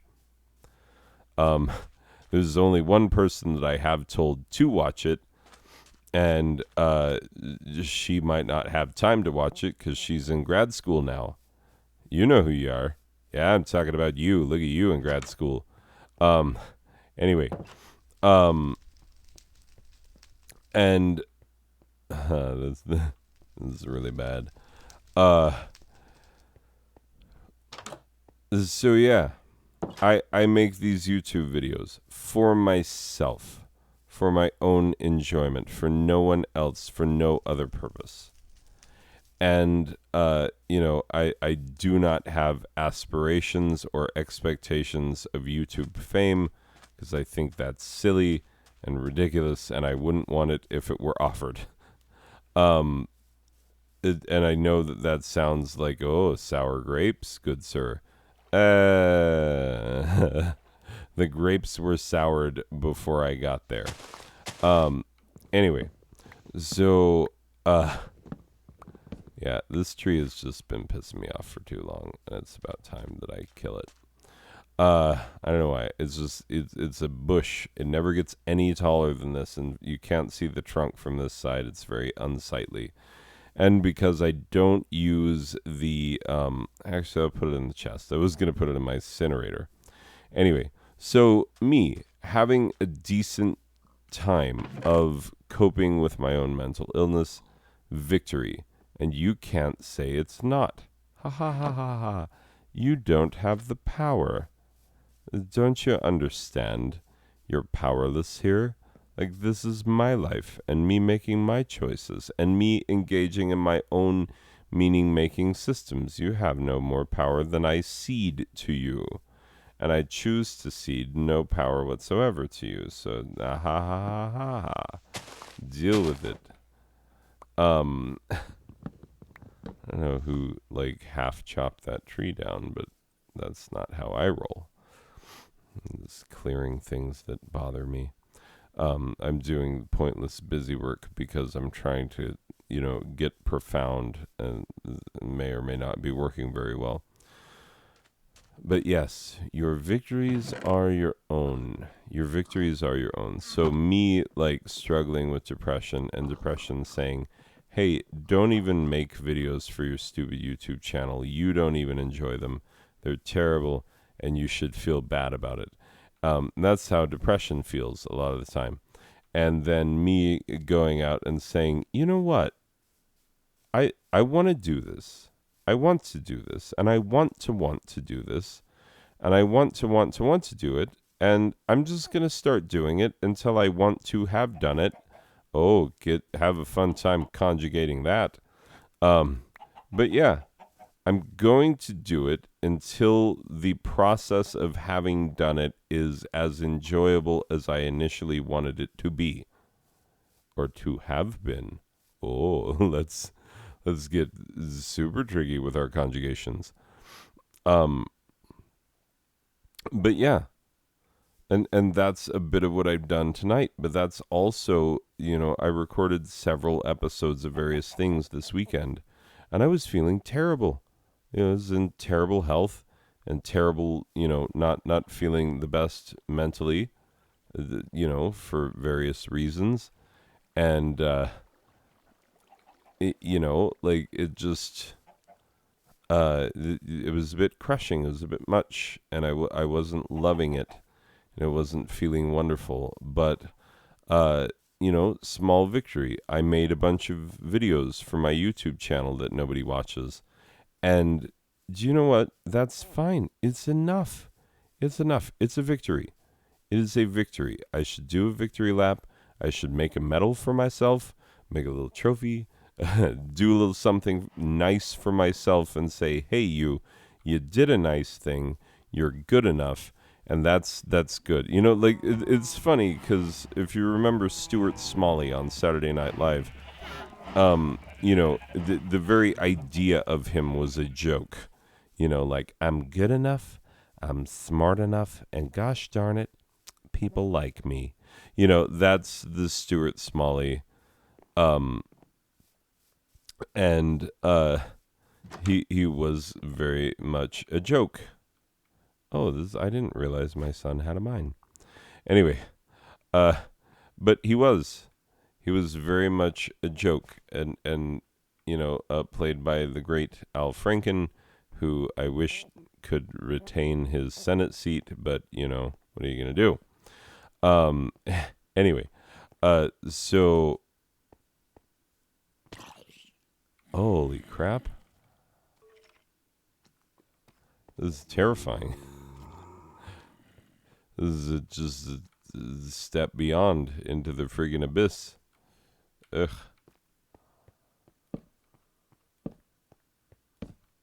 Son, have you nae heard of torches? Anyway,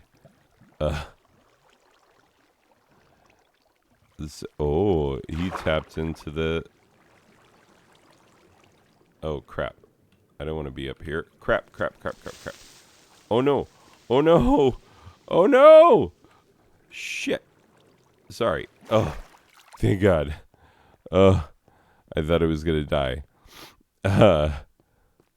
Anyway, regardless, I couldn't find an air pocket at the top, and then it was like, oh, dive, you stupid. Go back the way you came.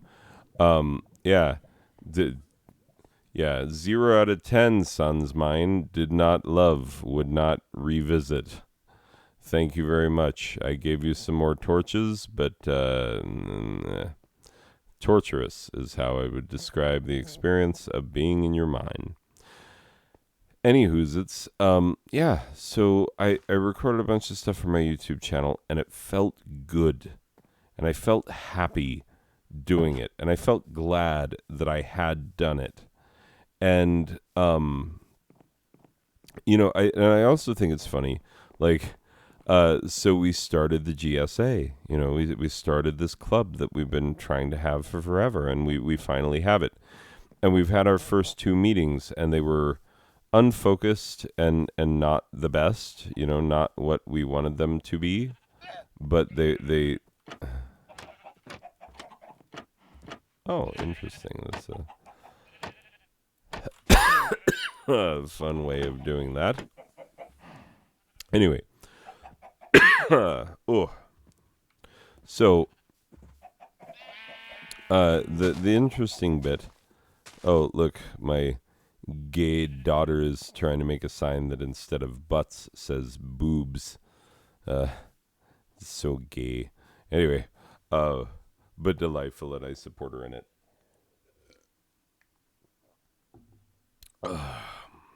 So, hello, massively growing populations. No, I don't still have. Oh, mein Gott. So, yes. I did a thing that no one in their right mind would look at and say, oh, look at you with your big victory. Are you a grown man who did a child's thing? Like, are you a grown man who played video games on a YouTube channel that nobody likes? Like, yes, I did. I did, and I felt good about it.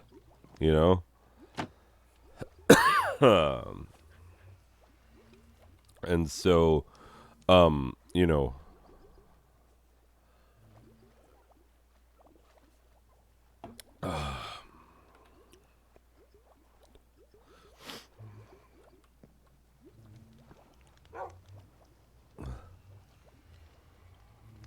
what? Weird. Sorry. Wait, did they both move their beds downstairs? Well, that's freaking gay. Just kidding.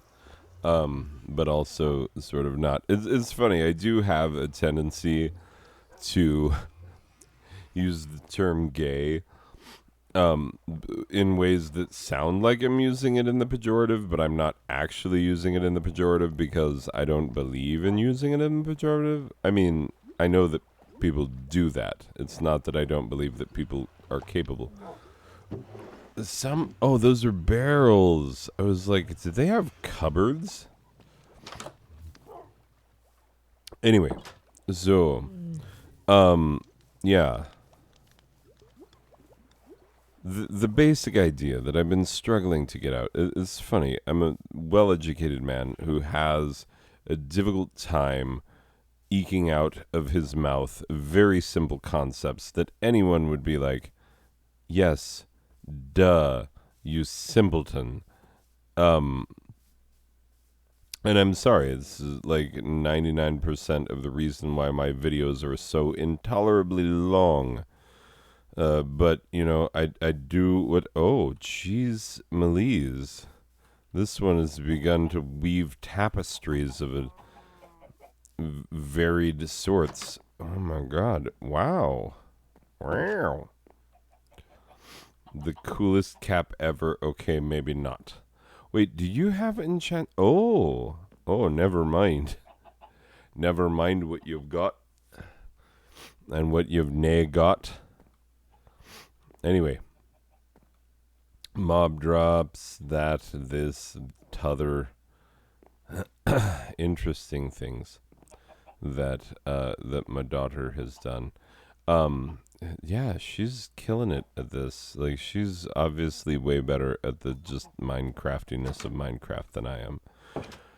Okay, but back to the point of my entire ramble, which is that life is meaningless. Haha. But it is, though. It is, like, it legitimately is. It's meaningless, but it's not pointless, if that makes any sense. It's meaningless in that there is no external meaning. There is no great, grand, glorious. And this is something that my mother would very much disagree with me on. Because the way that I was raised was to believe that yes, indeed, there is a great, grand, glorious meaning for all people that is universally true, that exists before this world was even flung into the sky. And this is very much her belief. But it is not my belief. And not only is it not my belief, it's not something that I see evidence for, because I do care about that evidence stuff. Rather more than I should, I dare say. But we're born into a world without meaning, and we choose the things that give it meaning. Those are decided upon entirely by us and by no one else. And yes, we have created various meaning-making systems, religions, political affiliations, social ties of various types, and you can engage in them as much or as little as you desire. It's up to you. You are the one who has the life that you can choose to waste however you want. Because ultimately, if it's meaningless, then we're all technically wasting life rather than using it, because how could you use it if there's, no point? Well, no, not no point, no meaning. Be correct in my verbiage. If there's no meaning, then how can we be using it rather than wasting it? It seems rather clear to me, but might not be clear to you. Anyway, so we have, people before us have devised the various systems that we see, political and whatnot. We see these systems, we understand them. We use them at our leisure. We have them to give our lives meaning, and if they work for us, then we are free to use them as we will. And hooray us, and no one can say aught against it. And good for us that we have any semblance of meaning whatsoever. And because we take this meaningless existence that we have, and we ascribe meaning unto it, we create the meaning that we wish to see, then we are indeed the music makers. We are indeed the dreamers of the dreams. We are the ones who ultimately matter the most. And it sounds very selfish, like I was raised in a religion that was like, no, selflessness is the ultimate in all things. Like, don't think about yourself. That's what jerks do, and you don't want to be a jerk. And it's funny because you do have to think about yourself a bit, more than a bit. You put your pants on every day because of this operational reality that we all exist in. And you put food in your face because you determine that your continued existence is worth nurturing in some small way. And you keep going because you believe that it matters in some way, shape, or form, that it matters. And who could it possibly matter to more than you yourself? Obviously, yes, if we've all lived good, rich, meaningful lives, then there will be others who care about us a great deal, and that's all fine and good. Good for you. You have people who care about you. Hooray! You are a person with other persons who care about you. That's good. That's as human a thing as there could possibly be. But at the end of the day, when you are experiencing those lonely, ever nagging, ever tugging at the thread of your existence, those feelings that you cannot escape, does this have any meaning? Am I doing it wrong? Those things that we all feel and that are so key to the very way that we do feel. When you have those experiences, just know that you have the ultimate power. You hold all the keys. It's like every terrible movie that has the twist that was like, oh, the secret was within you the whole time. Well, as it turns out, the secret actually was within you the whole time. And what a disappointment that is. Because some of us are not very fond of ourselves.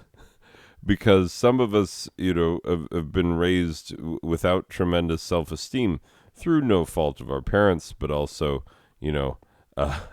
not, just not the best in the self-esteem department. That's me in a nutshell. And some of us confronted with the reality of the fact that, like, oh, I'm the one that makes this world go round in as much as it is operational in me. Oh, well, that sounds like a terrible idea. Nobody should have done that. Nobody should have left me in charge of that, not even for myself.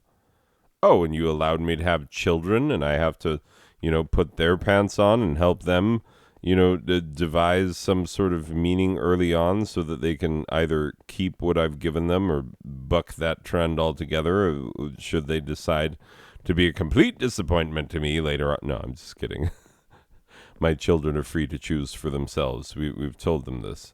My son has the 3 crosses here, and we've raised him very conspicuously without any specific faith.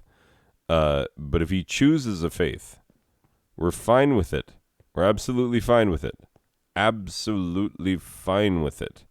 He's going to have to deal with parents who are like, yeah, we're not as much with the faith.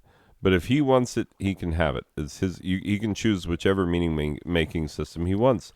And ultimately, like, I watch him struggle. Here's the sad thing. Here's the heart-rending reality of this existence, is that I am watching him as a very young man,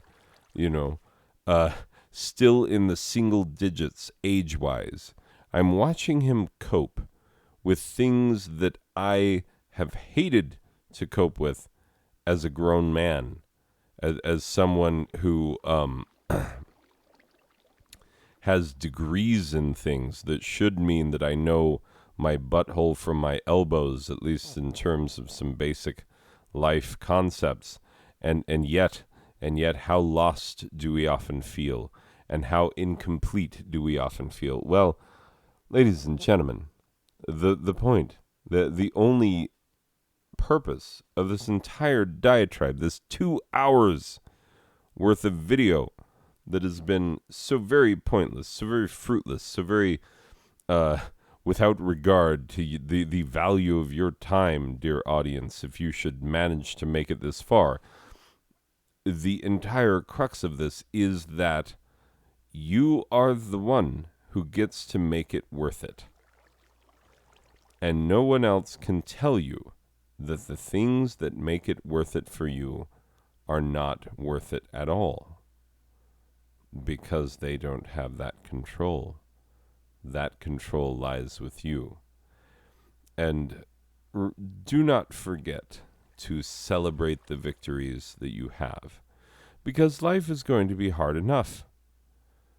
Someday you're going to wake up and people that you care about a great deal are going to be gone forever, and you will not get them back. Certainly not in this life as you know it. In an afterlife, perhaps, but you don't know for certain.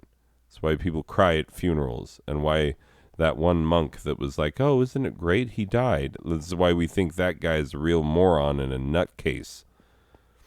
Because of the uncertainty. Yes, we have meaning-making systems, and those systems, some of them say, oh, death is not final. We shall see these people again. And we say, oh, goody, goody gumdrops. And yet we cry at the funeral. And why do we cry? We cry because we do not have that person in our sight right now. And ultimately, we worry that we may never have them again. Oh, but isn't that a breach of faith, ladies and gentlemen? Absolutely it is. And I don't think there's anything wrong with that. I think it's very natural for everyone staring down the barrel. It's funny, they say there are no atheists in foxholes, and I would turn that around and I would say there are no Christians at funerals. Because... if you are mourning the dead, are you not saying that, like, oh, I don't believe to a certain extent in the goodness of the place to which this person has ascended? You are considering the possibility, however slight, that there is nothing which lies beyond, and that you will never see this person again. And you are forced to confront this awful possibility.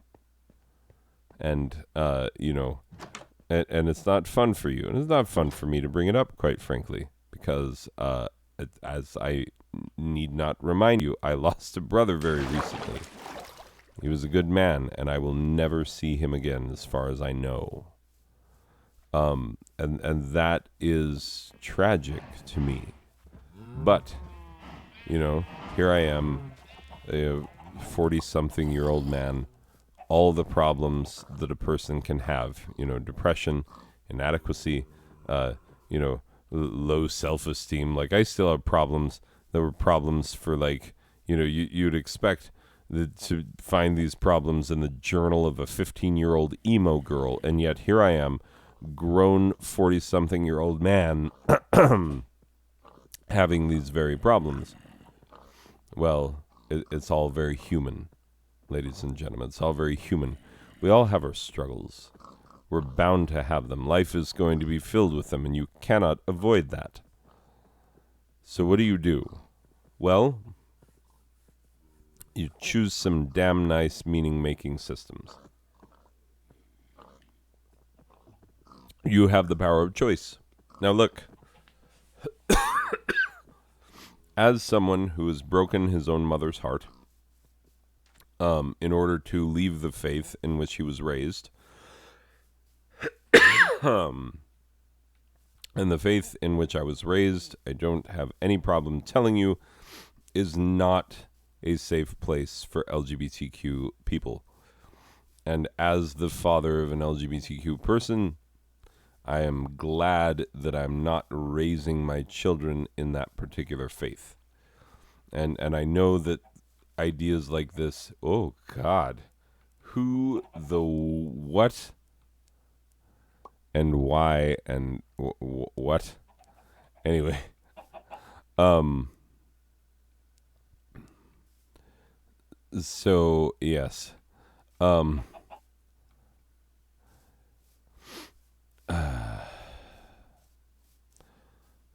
yeah, my mother would disagree with me on a lot of these things, and that's fine. She has her own meaning making systems, but I'm telling you, um, I have broken my mother's heart.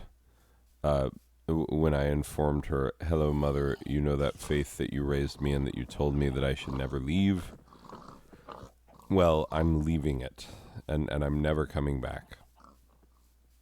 And it's a hard conversation to have. I'm not ever going to tell you it's that it's an easy conversation to have. But here's what is true about it: that when you have that conversation, uh, you are freeing yourself to open the door to new meaning making systems that you otherwise. Yeah, that's right. There you go.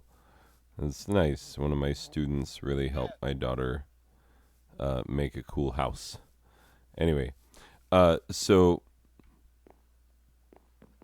yeah, when you leave those meaning making systems behind, the ones that are not working for you, and believe me, it is troubling and difficult to realize that a meaning making system given to you by your parents, that was given to them by their parents, that was given to them by their parents, and so on and so forth for multiple generations, for you to realize that this is not working for me, that I cannot find happiness this way, that I cannot have the life that I want to have and be the person that I want to be within this system. It's not a comfortable place to be. It's not the happiest place you'll ever be. But it's genuine. And I've come to find that there is something to be said for living that authentic life, whatever that may be for you. I have known people who, went through a difficult period in which they had to discover their own sexuality and that it was different from what they had initially thought. And they lost friends and family members, and it was a very difficult period for them. I know a lot of people who've gone through that, and I know some people who will sometime in the future, unfortunately, go through that because of who they are. And I do not wish that upon them, but it's something that is going to be a part of their life, just the nature of life itself. And I will tell you this, that when you have divested yourself of those meaning-making systems that are not working, yes, there's a part of that is so very painful. And you can't make it not hurt. I'm sorry, that's not an option. But what can you do? What can you do? You can choose those meaning-making systems for yourself that will make your life worth living and that will ultimately bring you more happiness than anything that you have hitherto had.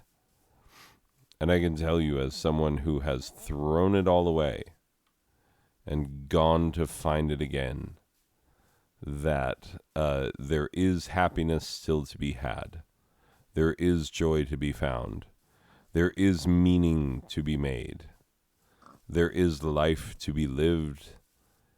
And it's all so much more wonderful than I thought that it could be.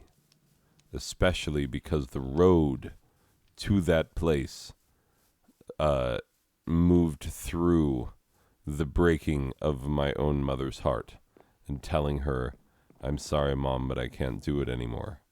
I have to go my own way." It's difficult. It's a difficult thing. But guess what? Let me remind you again, the very simple breakdown of the very heart of existentialism. here's what we know. We know that you are here enough to put on pants. If you don't have pants on, please don't leave the house. And when I say pants, I mean a butt covering of some kind. I know that there are butt coverings other than pants, and you're welcome to them. And I'm not so cruel so as to suggest that if you're a man that you can't go out in a dress. You do you. I'm not going to tell you how to make meaning, and you put on a rubber gimp suit for all I care. Cover your butt. We all put on the pants. We all decide to leave the house in the morning. We have the breakfast. We get out the door. We go about our day. We do these things. So we are all here. And in the time that we are here, we have choices. We make the choices. The choices are ultimately what make us who we are. We make them, and in return, they make us. And as we make these choices,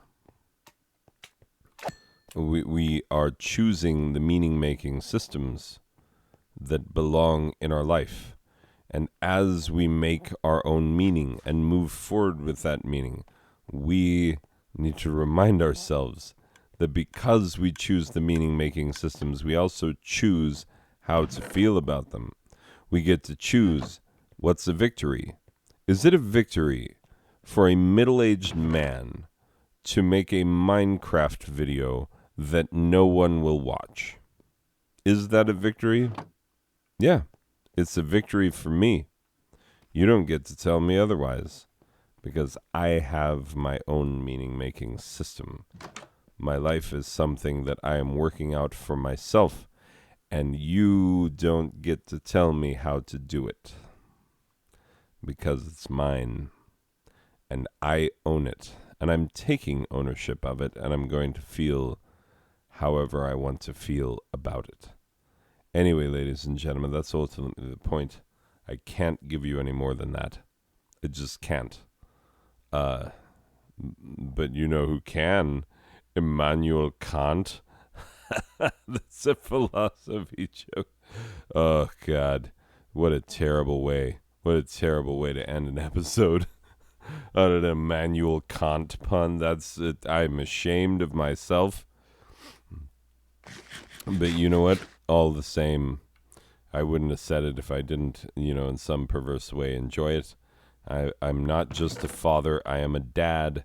And as such, I am allowed to say whatever ridiculous things pop into my brain at any time. And that popped into my brain, and you all get to deal with it. So, haha, in your face. Anyway, yeah. So, ladies and gentlemen, find the meaning in your life. Find the systems that will give your life the meaning that you want. And live as well as you can, because eventually it's not going to be there for you anymore. And I can tell you, the great lesson from the life of my brother is that was a man who understood his own meaning-making systems. For real. At the age of 14, he realized the thing that it took me until I was 34 to realize, which is that the religion that I was raised in is not working for me. He realized that at 14, my parents were not thrilled with his choice, and he chose to go on anyway. And, to those who knew him, there was never a moment in his life that he made any type of apology for the person that he was. He was a person who was thoroughly worth knowing, and yet knowing him provided several challenges, not least of which is the fact that he is exactly as long-winded as I am. Can you imagine? The two of us could have conversations that, for all I know, are still ongoing, even though he's dead. That's how long-winded we are. Not that I believe in life after death, but I believe in conversations that he and I could have that feel like life, that feel like death after life. Anyway, it's certainly the people in the same room who are going, my God, listen to these two go on. Are they talking about Luxembourg again? Oh, for Christ's sakes. Anyway, ladies and gents, yes, I'm rambling ever so much, but I'm telling you, if my brother's life is not a tragedy, and I'm willing to entertain arguments that it was, in fact, a tragedy, but if it is not, then what it is a testament to the fact that you can live how you want, you can do what you want, you can adopt the meaning-making systems that you want, and in doing so, you can be as happy as you like, even though others looking at your life would say, and I'm one of them, by the way, looking at my brother's life, I would not swap lives with him. Like even if you give me the same number of years, he's 6 years older than me, and so if you said, okay, you've got 6 more years, uh, of your life, who are you gonna take, his life or yours? Exact same length of life.